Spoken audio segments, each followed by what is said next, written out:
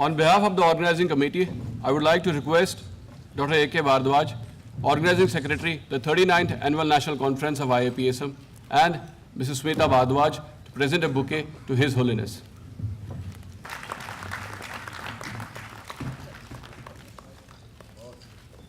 Now I would like to request our principal, Dr. Anil Chauhan, to present a token of love to His Holiness.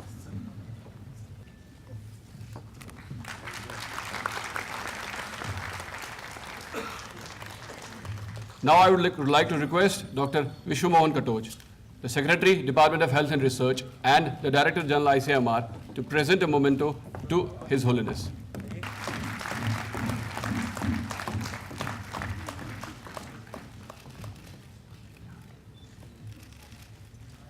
With your permission, sir, I would like to request His Holiness to present a memento to Dr. Vishwamohan Katoj, the Director General ICMR and the Secretary, Department of Health Research, the Government of India.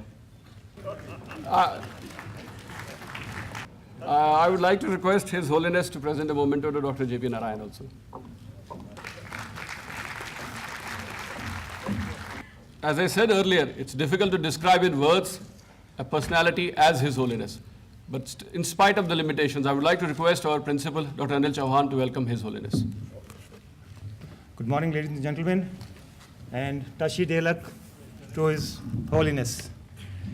It's an impossible task to introduce him, and I will not even attempt to do it. It is like showing a candle to the sun. He is so simple a person, so great a person, that everyone in this world knows him. Ladies and gentlemen, I present our chief guest for the day, His Holiness the 14th Dalai Lama, and I would request you all to please rise and warmly welcome him and give him a standing ovation. Thank you. And I would like to just briefly state what he frequently says, that his life is guided by three major commitments: the promotion of basic human values in the interest of human happiness, the fostering of interreligious harmony, and the welfare of the Tibetan people, focusing on the survival of their identity, culture, and religion. And His Holiness describes himself as a simple Buddhist monk. With this, I once again welcome His Holiness, and not only on my behalf, on the behalf of the students and staff of this institution, but all the delegates and all the dignitaries who have come here from all over the country, and to give figures, from 24 states and 3 union territories, and even the adjoining country of Nepal, along with representatives from WHO, Dr. Narayan, and Dr. Vishwamohan Katoj, the Director General ICMR and the Secretary, Research, Government of India. Thank you all, and welcome, sir, once again, Tashi Delak. Thank you. Thank you, Dr. Anil Chauhan. With your permission, sir, I would like to request His Holiness to deliver his discourse. I don't want to be in between you and His Holiness now. Whenever I talk, I always talk completely informal.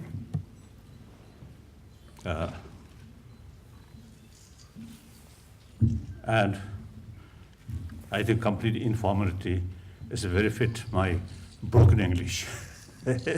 So this is much better.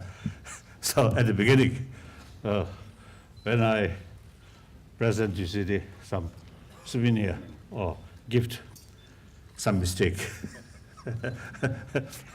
I enjoy that. You see, too much formality.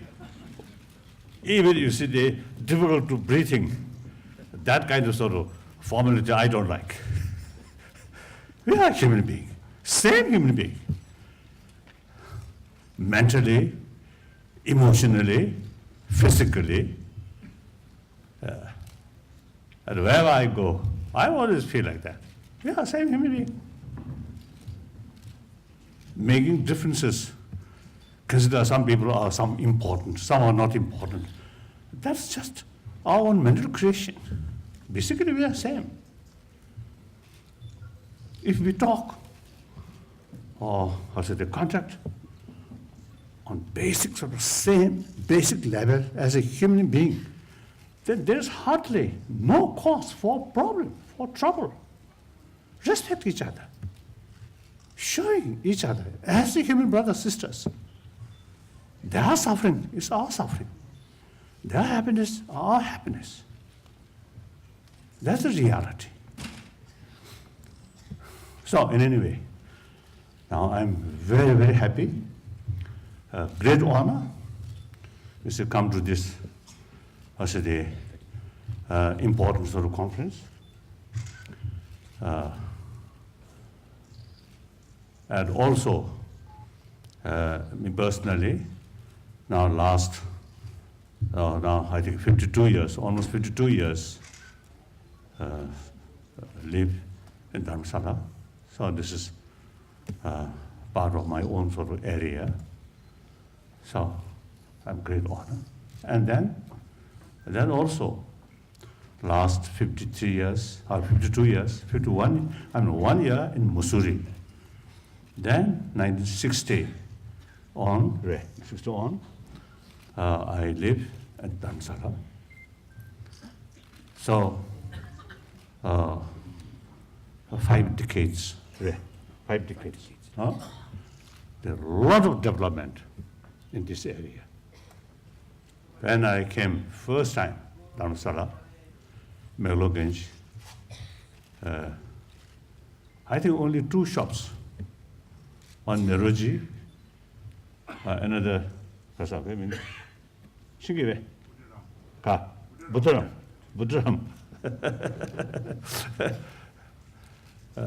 Now a lot of sort of, the restaurant, a lot of sort of hotels also now coming. And the important is the education sort of the center. And here, particularly the medical. It is very important. Everybody concerned about their health. If health, some problem, and even mental function also may not carry properly.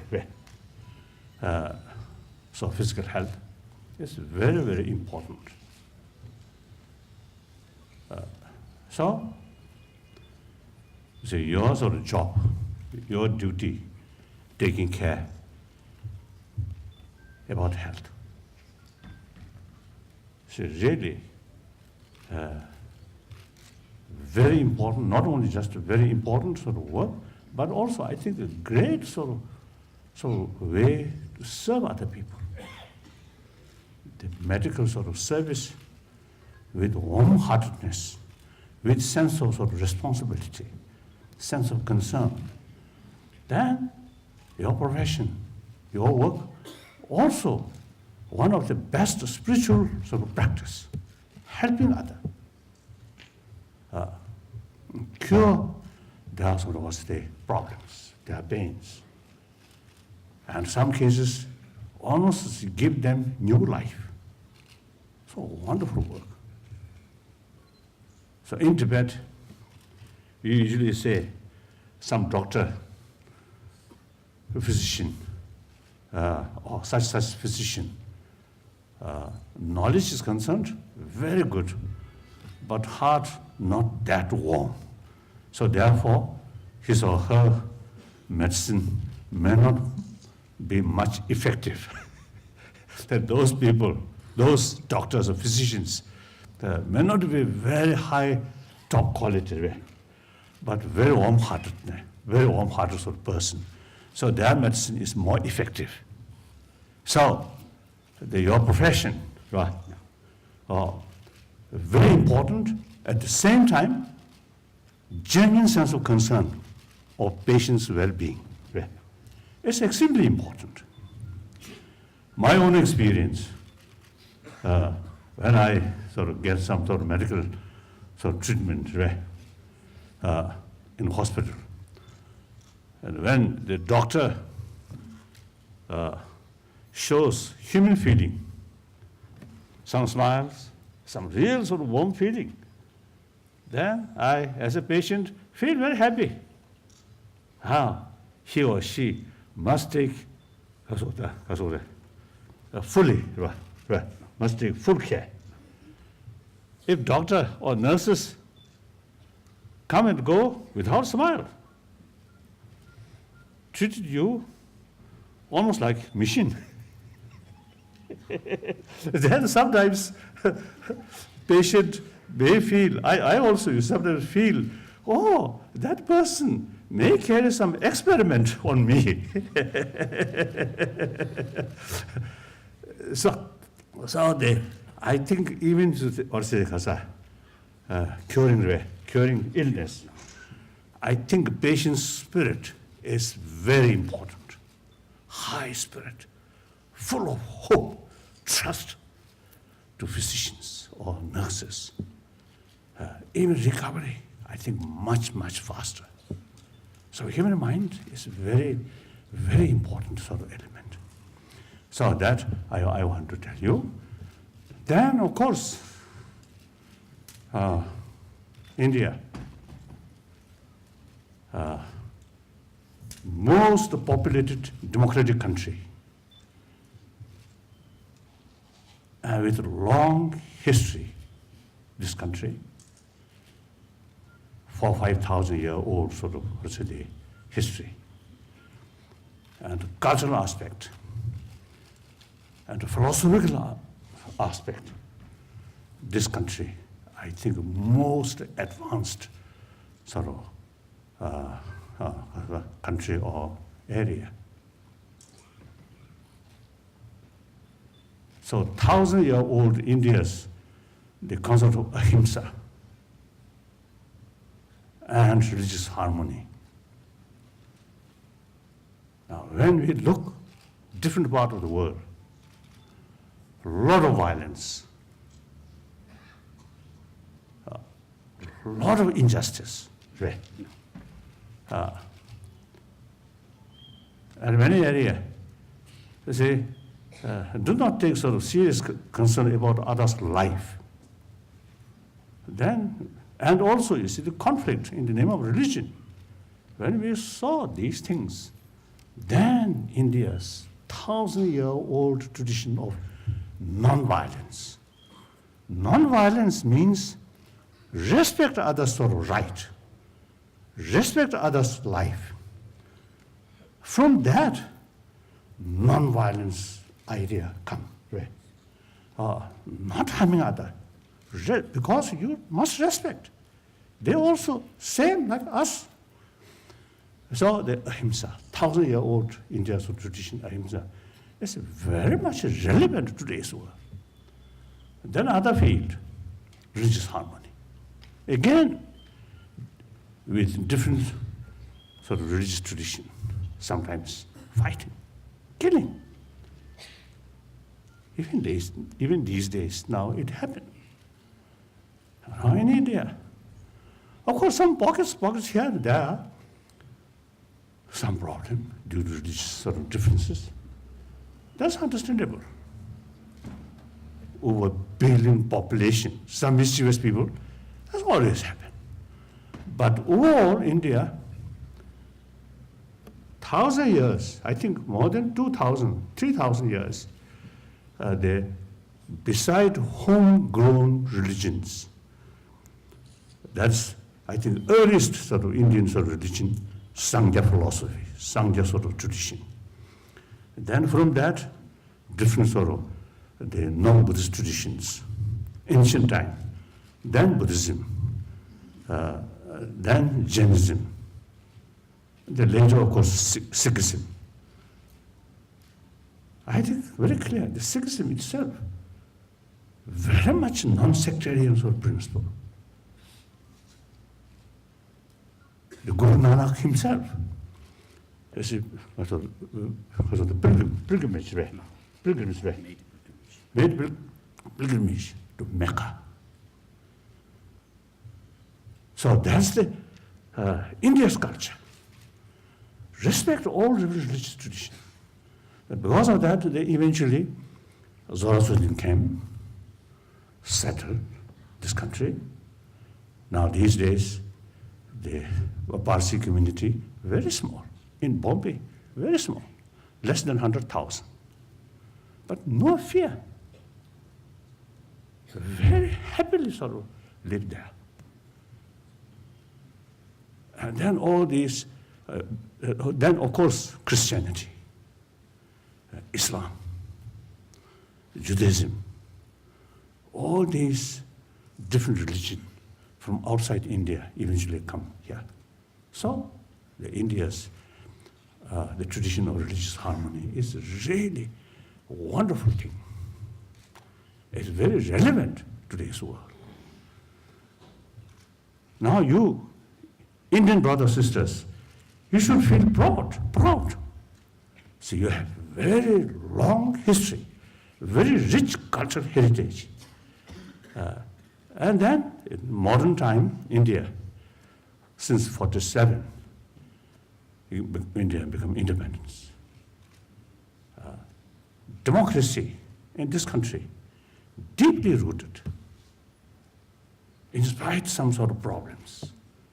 The basics of democratic system, very, very stable. During emergency,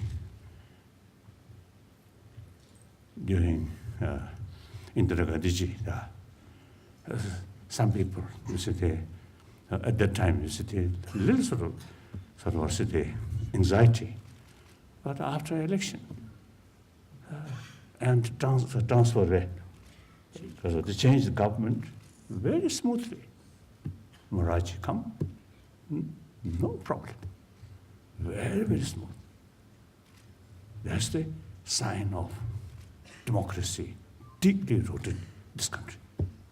Compare neighboring state, very stable. So you should feel proud. Meantime, in technological field, modern, I think the British imperialists introduced education, I think because of the modern education, I think quite good. That's a good thing. On that ground, that basis or that ground, the Indian sort of knowledge in science, knowledge in sort of technology, is quite sort of high. Sometimes I usually, my talk, as I mentioned, very sort of completely sort of informal. So I may again repeat here. Sometimes I think because of hot climate, sometimes a little bit because of laziness. It may I say so. Whitman also is quite lazy. One time I expressed that way. Later some people, I think this reporter, I think you mentioned, that is my sort of word. It's a little bit laziness. You see that, kasura, uncomfortable in the Indian eye, in the ear. So then later, look, the Kasa, Commonwealth game. A lot of sort of the problems you see happen because of carelessness, complacence, yes, complacence. So here, please, now you, many of you looks very young. So now, rich tradition, sort of rich philosophy as a backbone. Now with strong backbone, your hand now must be very active, must build this country. And now there are some nations now competing with India. So you must sort of work hard with full self-confidence. You have plenty of reasons to develop self-confidence and proud courage. That I want to tell you. Then, these days, basically, I consider myself as a messenger of Indian spirit or Indian thought. Wherever I go, I always talk ahimsa, which is harmony. That's India's tradition. So I really acting like messenger of Indian thought. Then, last 53 years, I live in this country. So major portion of my age, from 25, now nearly 77, I live in this country. So one time, I think a few years ago, one Chinese reporter, some group of Chinese reporter, mainly from overseas Chinese, one Chinese reporter asked me, why you are mentioning you consider yourself as a son of India? I think they felt this is political sort of reasons, right? And I told, my brain, every particle of my brain filled by Nalanda thought. Since my childhood, say, you see, 6, 7 years old, I already start learning, mainly at that time, learning by heart. Those Buddhist philosophical sort of text in Sanskrit, later is translated into Tibetan. So we, like other sort of student, I start learning these by heart. Then, of course, later, different commentary, including Tibetan writing. So whole my life, study through that way. Still, I consider myself as a student of Buddhist philosophy. I still still learning. So my brain, every part of my brain, filled by Nalanda thought. There's Indian thought. Then my physical, at that time, about 50 years already. So I told, last 50 years, this physical survived by Indian dals, Indian rice, Indian chapati. So I describe myself, I consider myself as a son of India. That's the reason, nothing else. That the Chinese reporter seems to understand, see some reasons, not just a mere political sort of statement or something. So as a son of India, I really feel some serious concern about corruption. Last year, when I visit Rajasthan, Jodhpur,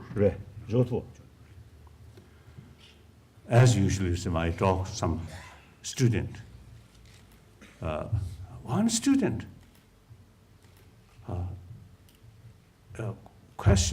put one question to me. He's still studying.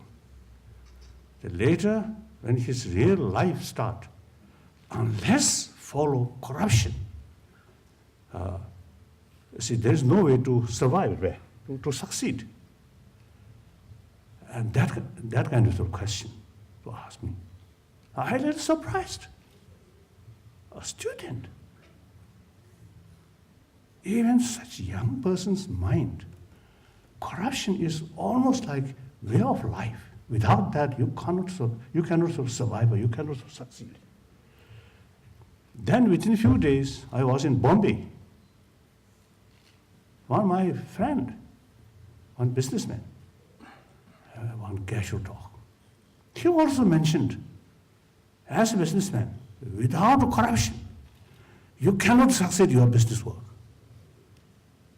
So these two was the occasion where I really felt that's very serious. Some other country who have not much sort of concern about moral principle, then corruption, understandable. But here, this country, generally speaking, very, very religious-minded nation. I think every Indian worship Shivaji, Krishna, and Ganesh, or Saraswati, so on, and Buddha. Sometimes I teasing my Indian friend, say they in the front of some god statue, some incense and some flower, and recite some shloka, Sanskrit shloka, but without knowing the meaning. But that's the tradition. Every Indian family, I think, do that, some kind of puja. So if you really believe God, really believe Buddha or Shivaji, you must follow their path, or their guidance. I think no God, no goddess, no Bodhisattva say,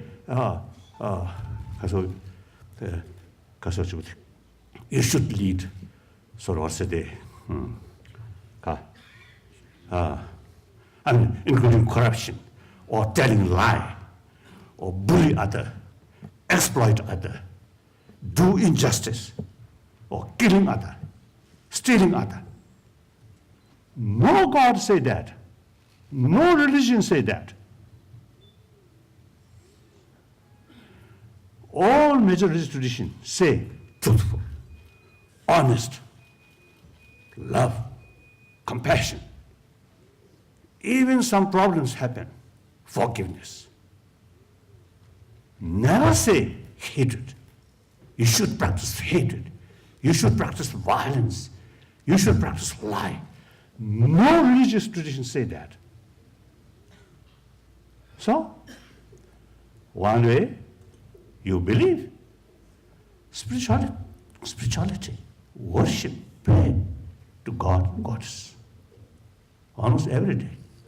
But then your real life, when you carry real life, no concern about corruption. That's quite a pity. Big contradiction. So I often used to telling my Indian friend, only two choices, right? Either accept religion, accept God, worship God, pray to God, lead your life honest, truthful, compassionate, or worship money, forget God, worship money, and all sorts of dirty things carry without hesitation. Only two choices. If you worship money and lead sort of corrupted life, when you get older and older, you really feel great regret. And your name also may not be a nice name. Right? And your friends or your neighbors, such person, corrupted person, very bad person. When I think that person died, I think everybody feel happy. Now that person now no longer here. Very good. Just a few days ago, I met one Cuban, one refugee from Cuba, I think 59 or something like that. So very religious-minded. So he told me, he always pray to God, please bring these sort of dictators in his country, please bring to heaven as soon as possible. This looks nice, isn't it? He dislikes dictators, but at the same time, you should respect their own sort of good future. So pray to God, please bring to heaven. I think very nice. So in any way,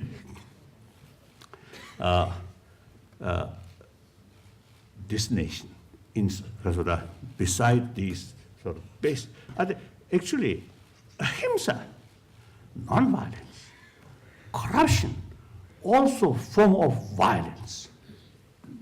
You truly believe ahimsa, then your life should be honest, should be truthful. So, if you carry this honest life, truthful life, your work can be transparent.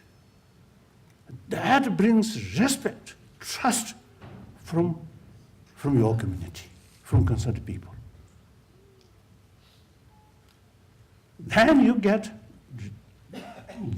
genuinely trusted friend comes. If you carry some hypocritic way, something hide, telling something different, a hypocritic way, and corruptions, then the very basis of friendship, that's trust, that destroy. So the individual will not be happy person. More honest way life, whole your life will be much happier, full of self-confidence, full of self-confidence, no basis of, no ground of fear. All the time, your mind calm, happy. So now here, the preventive, preventive. I think even for physical health, one very important, effective sort of way prevent illness or getting age, aging way. What's it? I think aging. Huh? I think calm mind. Calm mind very much based on warm-heartedness. So that mental state really important sort of method for preventive illness.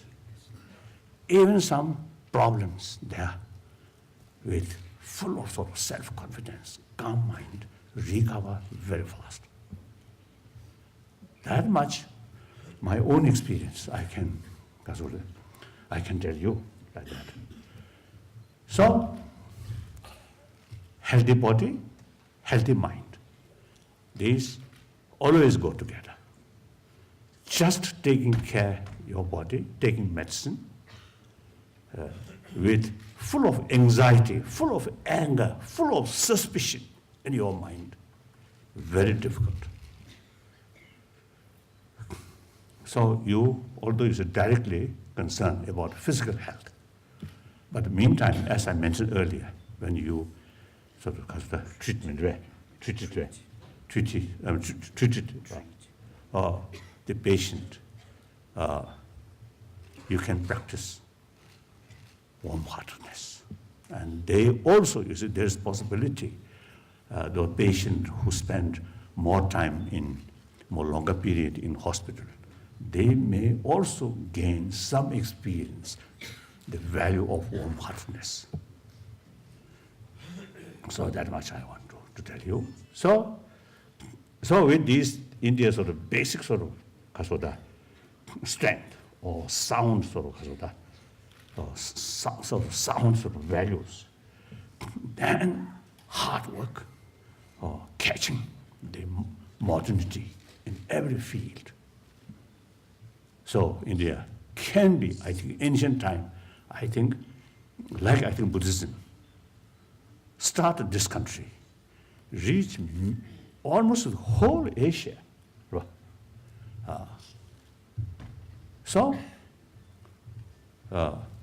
In future, in modern field also, see, you, Indian, can make significant contribution on this planet. So that I want to tell you. So please, then these young people, young Indian, through your hard work and because you utilize your sort of the great potential of your brain and potential of your heart, I think within this century, later part of this century, I think firstly, India itself, internally, much developed, externally, much developed, can be, I think, good model of the rest of the world. Although I'm now already late 70s, I may not see that. I often used to telling, when I talk to some student in America and to some other places, I usually telling them, those young people, you are the generation of 21st century. I'm generation of, and you also, I think, almost the generation who belongs to 20th century. So we are now almost ready to say bye-bye. But you, below 30, 20, 15, you are really belongs to the 21st century. So later part of 21st century, I think some sort of positive result from your hard work with wisdom, with vision, healthy vision, right? You really can enjoy, you see, that good result. We may not see that, but I often is telling those young students, I may even from hell or from heaven, I may watch you whether you are implementing properly or not. So, we generation who belongs to, I think here also you see, my companions who belongs to 20th century. So we together watch what these young people who belongs to the first century doing. So we'll watch you. If you do not carry properly, then some way we're going to punish you. Thank you. Thank you.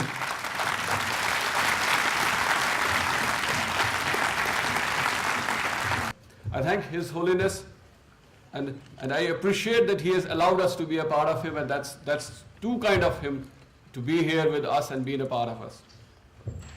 I would like to request Dr. A.K. Bhardwaj, Organizing Secretary, the 39th Annual National Conference of IAPSM, to present a vote of thanks.